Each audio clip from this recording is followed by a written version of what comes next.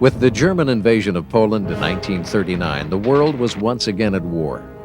Germany, led by dictator Adolf Hitler, had formed an alliance with Italy and Japan known as the Axis powers and began his campaign of terror. By 1940, Britain and her allies, which included France and Russia, were in desperate need of assistance from the United States.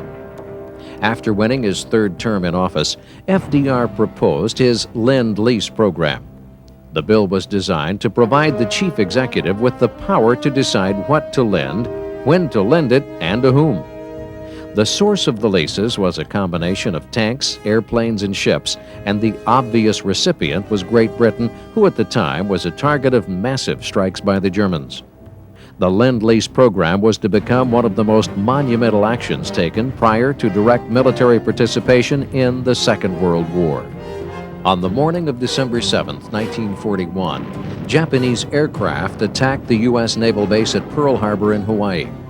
Within an hour, the United States no longer had a Pacific fleet. All 8 Navy battleships were destroyed, along with 3 cruisers and several other vessels.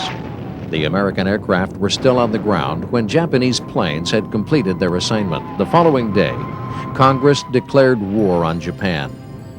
On December 11th, Germany and Italy declared war on the United States. Following the attack on Pearl Harbor, more than 100,000 Japanese Americans were forced into internment camps, where they would stay until December of 1944.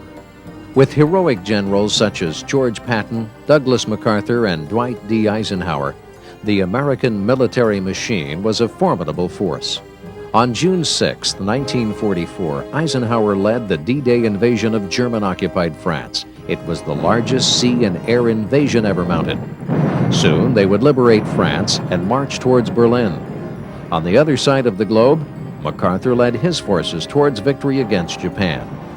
On the home front in November, FDR was elected to his 4th term in office. On April 12, 1945, he died of a cerebral hemorrhage. In his 12 years in office, Franklin Roosevelt restored confidence to millions of Americans. He made outstanding contributions to the human and physical rehabilitation of the country and guided the United States through the troubled waters of the darkest period in American history. As Commander-in-Chief during most of World War II, he assured American victory in a global war of unprecedented magnitude. He maintained popular support through 4 presidential elections, and he shifted the direction of American political and economic institutions. Since 1945, the political struggle has, to a considerable extent, been over whether the course set by the New Deal should be sustained and broadened, or contained and perhaps curtailed. With the death of FDR, Harry S. Truman, his vice president, became our nation's 33rd president. On May 7, 1945, Germany unconditionally surrendered to the Allies. All that was left was the war with Japan.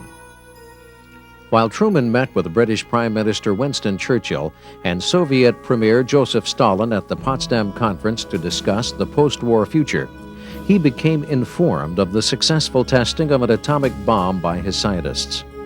On his initiation, a Potsdam Declaration was issued, providing means by which the Japanese could avoid what was termed prompt and utter destruction by agreeing to unconditional surrender.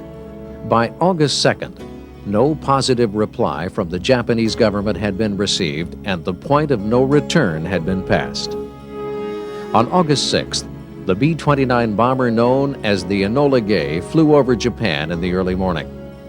Over the city of Hiroshima, the Enola Gay dropped an atomic bomb with a force equal to 20,000 tons of TNT.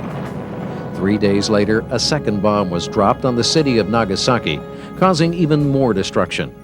With over 100,000 people dead and more dying, the Japanese finally surrendered. On September 2, 1945, the official surrender ceremony took place aboard the USS Missouri, marking the end of the Second World War. Celebrations were held throughout America. The war had altered the character of the United States in a dramatic way, and its consequences would be felt as the post-war era began.